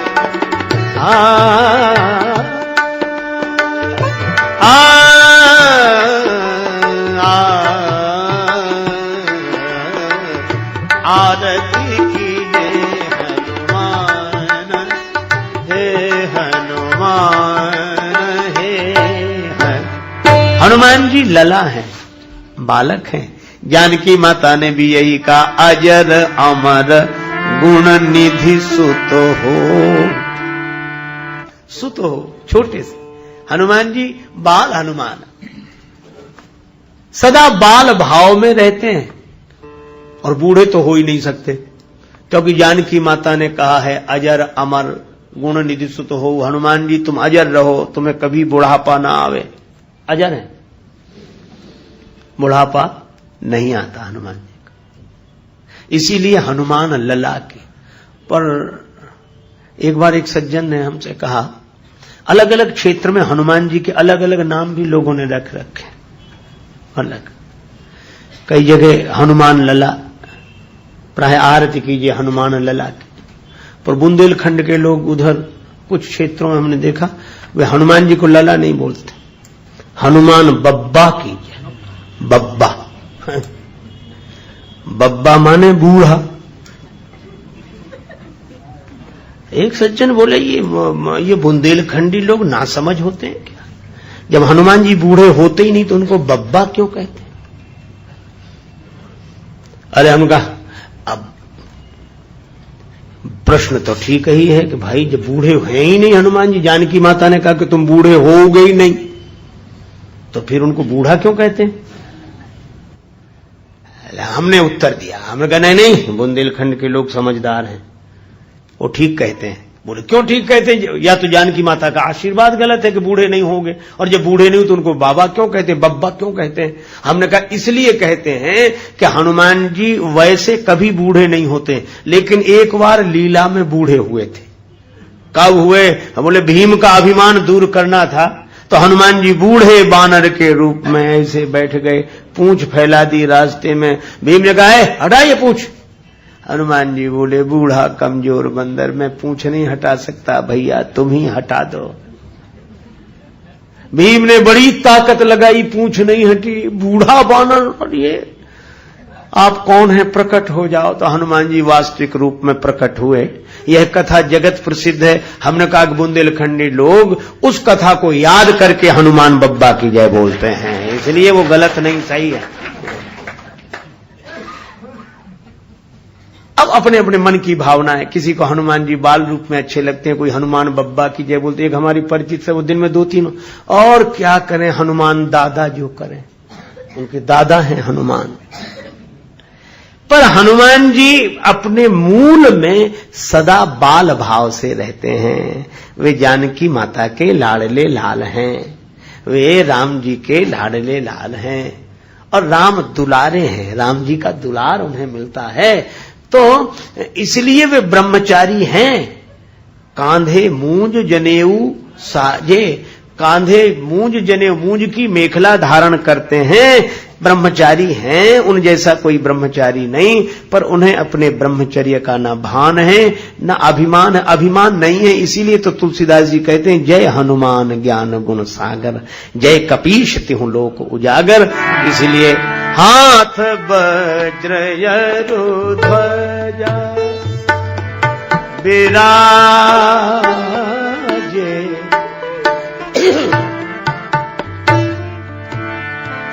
कांधे मूंज जनेऊ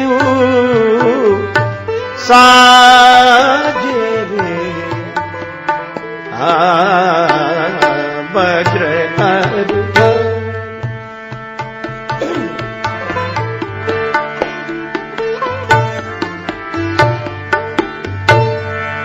शंकर सुवन केसरी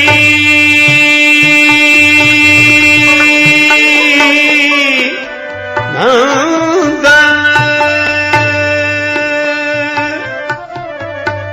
तेज प्रताप महाजग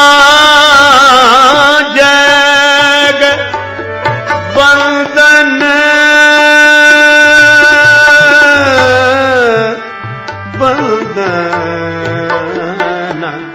शंकर सुवन केसरी नंदन, सुवन केसरी, सुवन केसरी, सुवन के शंकर सुवन केसरी नंदन। हनुमान जी शंकर भगवान के पुत्र, शंकर सुवन, सुवन का अर्थ पुत्र। एक बार श्री हनुमान चालीसा का पाठ हो रहा था कहीं, सभी लोग बड़े प्रेम से पाठ कर रहे थे, यही पंक्ति आई। एक अलमस्त महात्मा अपनी मस्ती में भाव दशा में बैठे हुए थे, तो जैसे ये पंक्ति आई शंकर सुवन केसरी नंदन, महात्मा अपनी मस्ती में बंद कर, अशुद्ध पाठ करते हो, अशुद्ध पाठ। अशुद्ध कैसे महाराज? लिखा तो इसमें यही है, पोथी में यही लिखा है। महात्मा बोले लिखा होगा अशुद्ध है, सही नहीं है। अरे महाराज किताब में लिखा है। महात्मा कबीरदास जी की तरह बोले तू कहता कागज की लेखी, मैं कहता आंखिन की देखी। तो महाराज फिर सही पाठ क्या है? महात्मा बोले पहले तुम बोलो, तुम लोग क्या बोल रहे हो? तो वो लोग बोले हम लोग पढ़ रहे हैं शंकर सुवन केसरी नंदन। महात्मा बोले सुवन मत कहो, फिर बोले यह कहो शंकर स्वयं केसरी नंदन, तेज प्रताप महाजगवंदन, राखत जनकी लाज पवन सुत, राखत जनकी लाज, राखत जनकी लाज पवन सुत,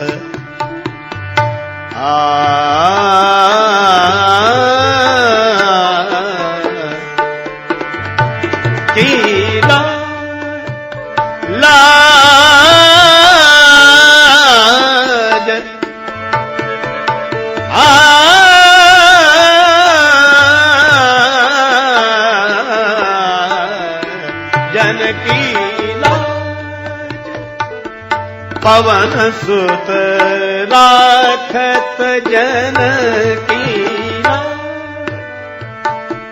पवन सुत प्रगटे श्री काशीश, कीश बनी प्रगटे श्री काशीश, कीश बने राम भगति के काज, पवन सुत राखत जनकी, काशीश कीश केला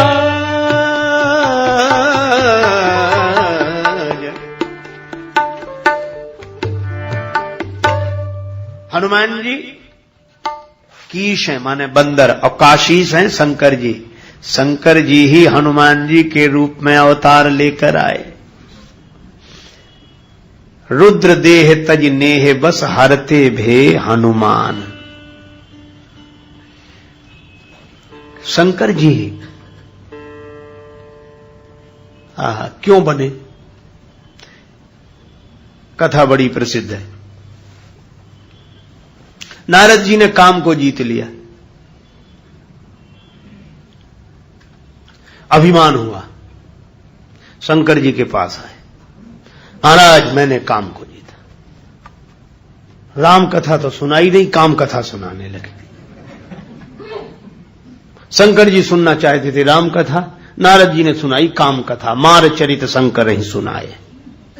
शंकर जी ने समझाया, अति प्रिय जानी महेश सिखाए कि देखो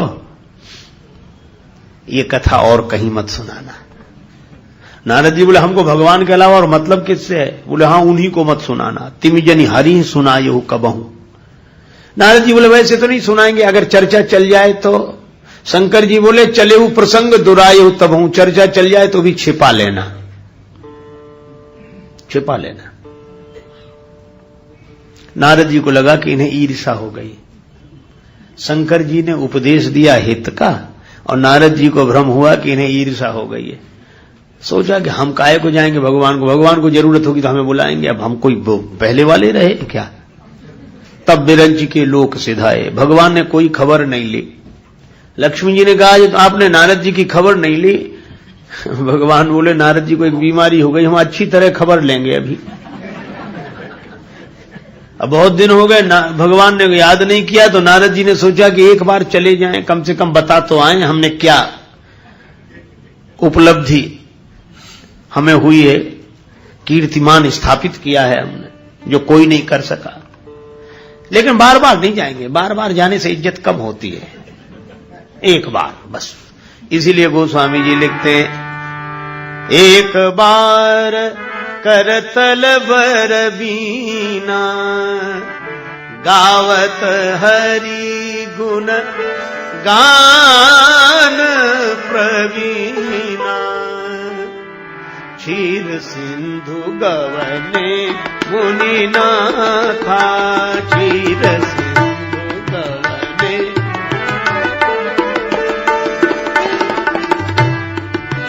जहाँ बस श्री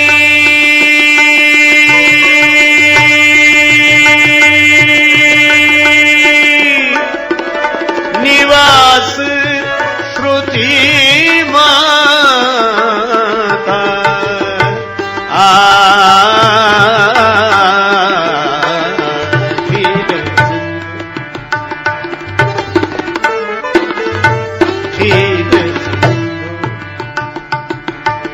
क्षीर सिंधु गवन मुनि नाथा, क्षीर सिंधु क्षीर सिंधु क्षीर। नारद जी वीणा बजाते हुए भगवान का गुण गाते हुए गए। भगवान ने नारद जी को प्रणाम नहीं करने दिया। हरसी मिले उठी रमा ने केता, हृदय से लगाया, चरणों में नहीं। नारद जी भी समझ गए कि भगवान भी समझ गए कि पुराने वाले नारद नहीं रहे हैं, अब इन्हें प्रणाम की क्या जरूरत है। इसीलिए मिल रहे हैं क्योंकि बराबरी वाले तो मिलते ही। भगवान तो बड़े कौतुक। नारद जी नीचे बैठने लगे, भगवान बोले वहां नहीं, यहां इधर बैठे आसन ऋषि समेत। भगवान ने तीसरा व्यंग किया, बहुत दिनन कीनी मुनि दया। मुनि बहुत दिनों में दया की। भगवान का व्यंग यह था कि पहले तो आप दर्शन करने आते थे, अब तो दया ही करने आए होगे। दर्शन की तो अब तुम्हें जरूरत है नहीं, कहां रहे। और भगवान का व्यंग और भी था कि नारद जी हम लोग तो गृहस्थ हैं, लक्ष्मी जी के संग सैया पर पड़े, पर आप तो महात्मा हो। अरे आप महात्मा? नारद जी को भी लगा हाँ मैं महात्मा, मैं कोई संसारी हूं? मैं महात्मा, महात्मा होने का अभिमान हो जाए तो भगवान भी गृहस्थ दिखते हैं।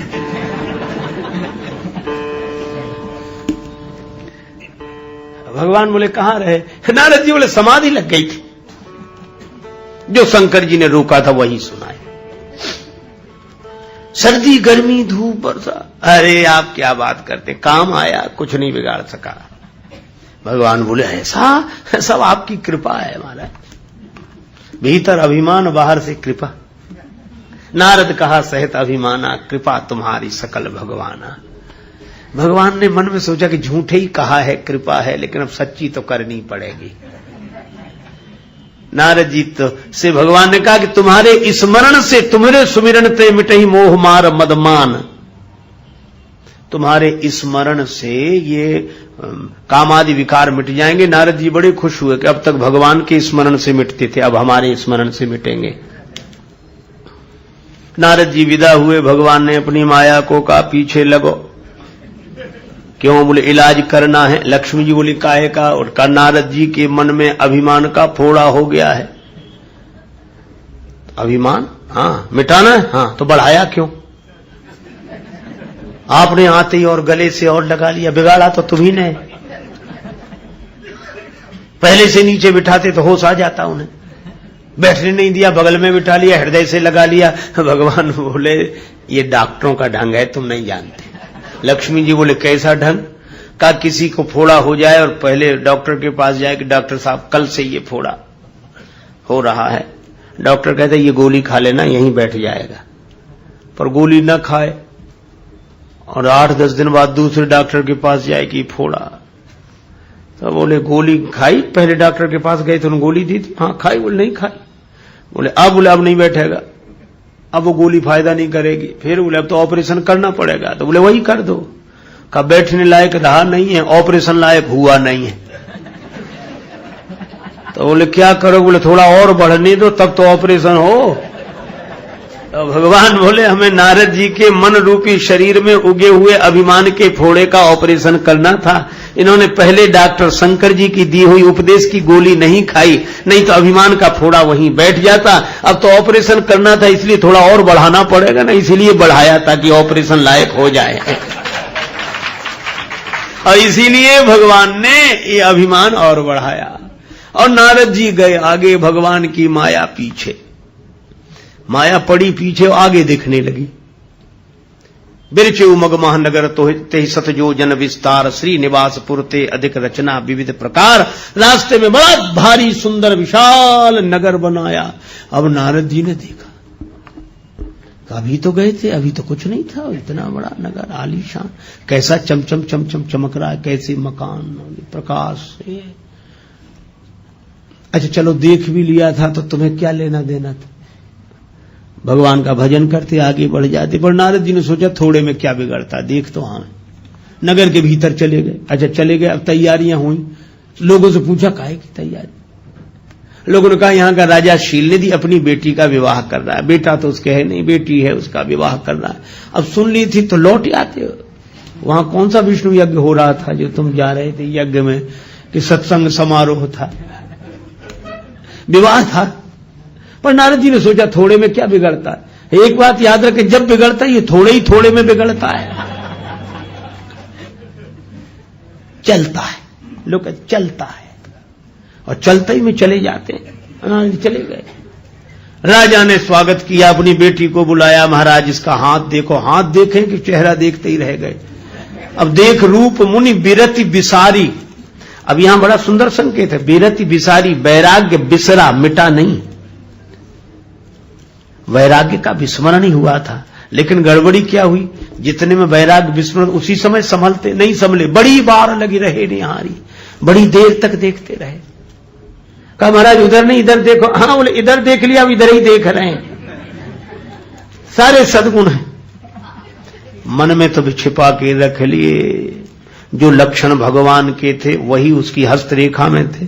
उसका संकेत था कि माया है, माया तो मायापति की ही होगी, भगवान की होगी, काहे को।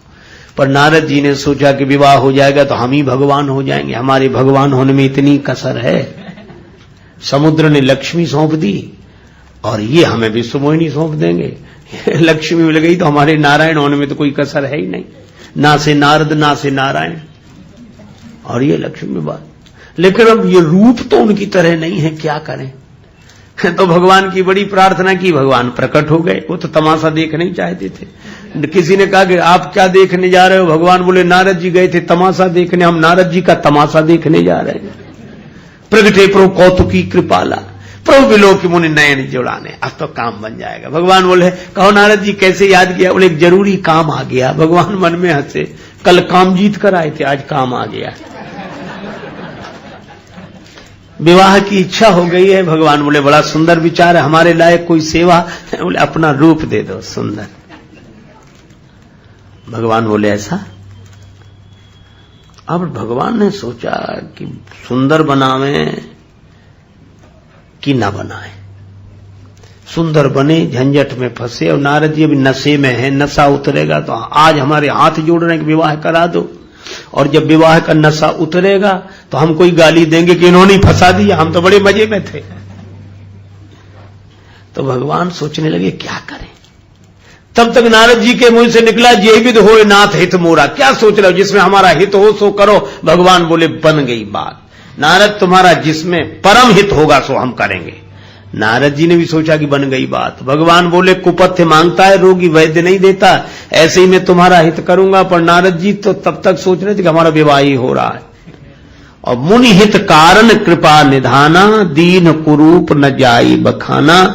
भगवान ने नारद जी को बंदर वाला चेहरा दिया, बंदर बना दिया। और बंदर का चेहरा किसी ने देखा नहीं। नारद जान सबई सिरुनावा,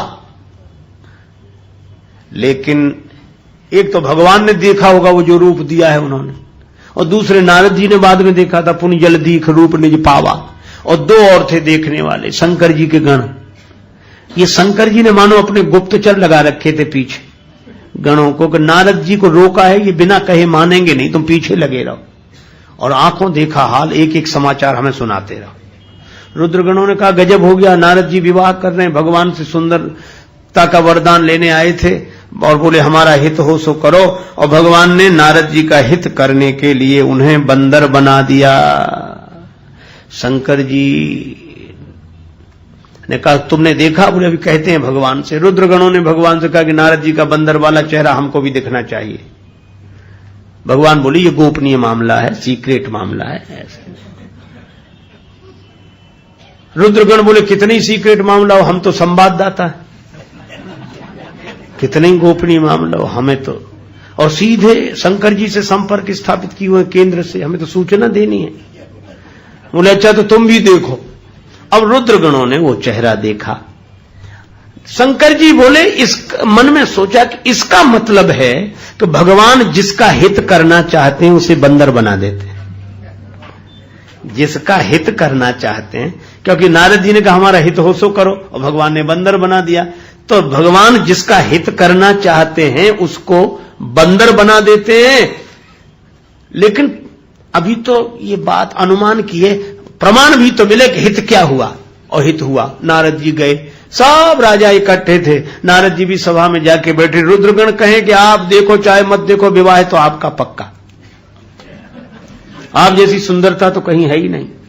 दूसरा कहता कहां से मिली ये सुंदरता? नारद जी बोले भगवान ने दी। रुद्रगण बोले वही हम कहें कि ऐसी सुंदरता तो वही दे सकते हैं, और कौन दे, पक्का आपका विवाह। विश्व मोहिनी माला लेकर आई, पुनि पुनि मुनि उकसही अकुलाही। नारद जी सोचते एक बार खड़े हो जाएं ताकि विश्व मोहिनी देख ले, फिर बैठ जाएंगे। रुद्रगण बोले बैठो बैठो, आप बैठो यहीं। पर विश्व मोहिनी ने काउ न लखा सो मरम चरित विशेखा, सो स्वरूप नृप कन्या देखा। विश्व मोहिनी ने देखा तो मरकट बदन भयंकर देही। कपि भी नहीं लिखा, कपि कहने में भी थोड़ा मृदुल भाव है, मधुर है। कपि नहीं, मरकट, मारकाट मचाने वाला हो जैसे बंदर। मरकट बदन भयंकर देही। उसको लगा ये भी आए हैं माला की चाह में, स्वयंवर में। देखत हृदय क्रोध भाते ही। और इसलिए नारद जी की कौन कहे, जही दिस बैठे नारद फूली, सो दिस तेहि न बिलो की भूली। विश्व मोहिनी ने उस दिशा में ही नहीं देखा जिधर नारद जी बैठे थे। शंकर जी को समाचार मिला। शंकर जी बोले बस यही हित हुआ। विश्व मोहिनी का अर्थ है माया। जो विश्व को मोहित करे उसका नाम माया, और ये माया सबको व्यापती है, लेकिन जो भगवान का बंदर बन जाता है उसकी तरफ तो देखती तक नहीं है। व्यापने की कौन कहे, देखती भी नहीं है। और नारद जी की दिशा में जो और राजा बैठे थे उनकी तरफ भी नहीं देखा। वे राजा अपना माथा पीट रहे थे, कहां से कहां इनकी लाइन में आके बैठ गए, इनकी वजह से हमारी तरफ भी कोई नहीं देखता। इसका अर्थ है कि भगवान का जो बंदर बन जाए उसकी दिशा में जो बैठ जाता है उसकी तरफ भी माया नहीं देखती।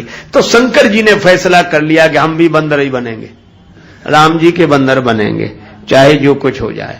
लेकिन वे सोचने लगे कि हे भगवान, हमें भी अपना बंदर बना लो। और बंदर बनाने का मतलब फिर जैसे नचाओ वैसे नाचेंगे, हम सेवक बन के रहेंगे, अब बंदर बनाओ। भगवान बोले मौका आने दो। बोले मौका नारद जी का तो आ गया। भगवान ने कहा कोई बात नहीं, नारद जी को विश्व मोहिनी के कारण बंदर बनना पड़ा। और शंकर जी बोले हम। भगवान बोले तुम मोहिनी के कारण बंदर बनोगे। मोहिनी अवतार हुआ था भगवान का। जब समुद्र मंथन हुआ और अमृत पाने के उसमें देवता और राक्षस लड़ने लगे तो भगवान ने मोहिनी रूप में अवतार लिया। असुर मोहित हो गए। भगवान ने कहा तुम्हें भी देंगे, तुम्हें भी देंगे। अमृत पिला दिया देवताओं को, मदिरा पिला दी राक्षसों को। राहु देवताओं में आकर बैठा, भगवान ने अमृत भी पिला दिया और काट भी दिया। सिर अलग धड़ अलग। वो मोहिनी रूप जिसको देखकर सब मोहित हो गए। भगवान स्वयं मोहिनी रूप में अवतार ले तो कौन मोहित नहीं होगा। जब भगवान का चमत्कार व्यक्ति के मन को मोहित कर देता है, और जब भगवान स्वयं चमत्कार बनकर आए तो कौन मोहित नहीं होगा। और इसीलिए भगवान जब किसी में सौंदर्य का चमत्कार पैदा करते हैं, उसे देखकर जो मोहित होता है उसका नाम जीव है। और जब भगवान स्वयं सुंदरता का चमत्कार लेकर प्रकट होते हैं, उन्हें देखकर जो मोहित होता है उनका नाम शिव है।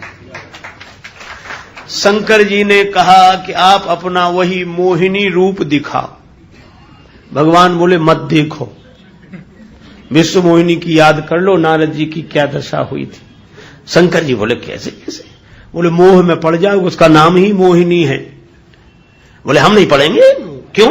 अरे हम जैसा जानकर हम जान रहे हैं कि आप भगवान हो, हम जान रहे हैं कि आप ये हो। हम तो केवल नाटक के मंच पर अभिनय की बात कर रहे हैं। पर्दे के पीछे जाओ और जरा ड्रेस चेंज करके आ जाओ। हम तो जान रहे हैं कि आप ये हो। ड्रेस से क्या फर्क पड़ेगा, भेष बदलने से क्या फर्क पड़ेगा। भगवान बोले समझ लो। शंकर जी बोले समझ लिया। और भगवान मोहिनी रूप में आए। शंकर जी भूल गए कि भगवान है। नारद जी विश्व मोहिनी पाने को लालयित हुए, भगवान शंकर मोहिनी को पाने के लिए। और भगवान ऐसी ऐसी लीला करते हैं कि शंकर जी उस मोहिनी भगवान के प्रति आकर्षित हुए और उनके अंश को, जिसको पवन ने ग्रहण किया ईश्वर प्रेरणा से, उससे अंजनी माता के गर्भ से हनुमान जी का प्राकट्य हुआ। इसका अर्थ क्या है? इसका अर्थ यह है कि जो भगवान के रूप पर मोहित होता है किसी भी भाव से, उसके अंश से जिसका जन्म होगा वह भक्त ही होगा, इसमें कोई संदेह नहीं। इसलिए हनुमान जी शंकर सुवन केशरी नंदन, यह शंकर जी के सुवन है। या यो कहो आत्मो वै जायेत पुत्रा के नियम के अनुसार शंकर स्वयं केशरी नंदन। केशरी इनके पिताजी का नाम है, अंजनी माता है हनुमान जी की, वानर राज केशरी इनके पिता हैं, और शंकर जी के अंश से यह उद्भूत हैं, इसलिए शंकर सुवन। पवन शंकर जी के अंश को माता अंजनी के गर्भ में कर्ण मार्ग से स्थापित करते हैं, इसलिए हनुमान जी पवन सुत हैं। तो हम लोग यह इस रूप में देखें, शंकर सुवन शंकर सुवन केसरी नंदन, शंकर सुवन केसरी, तेज प्रताप महा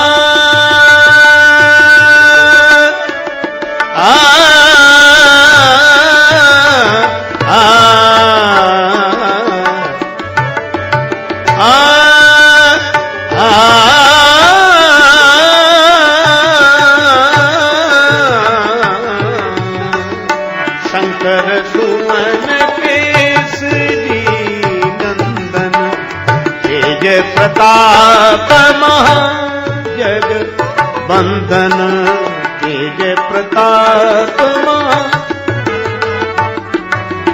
शंकर सुमन केसरी तेज प्रताप महाजगबंदन शंकर सुमन केसरी सुमन केसरी सुमन केसरी नंदन सुमन केसरी नंदन शंकर सुमन के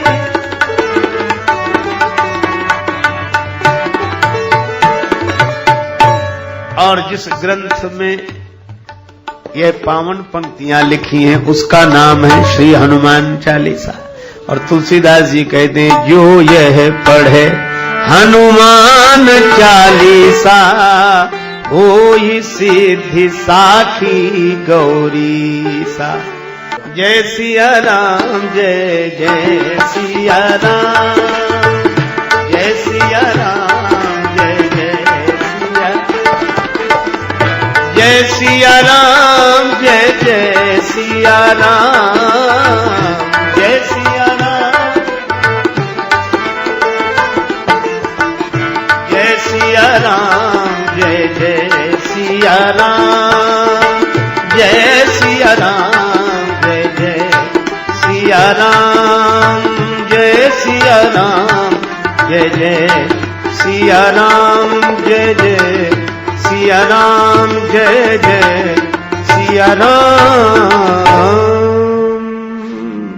श्री सीताराम जी महाराज की जय। श्री हनुमान जी महाराज की जय। श्री तुलसीदास जी महाराज की। सब संतन की जय। सब भक्तन की जय। जय जय श्री सीताराम जय जय श्री राधे श्याम। नमः पार्वती पतये हर हर महादेव। संत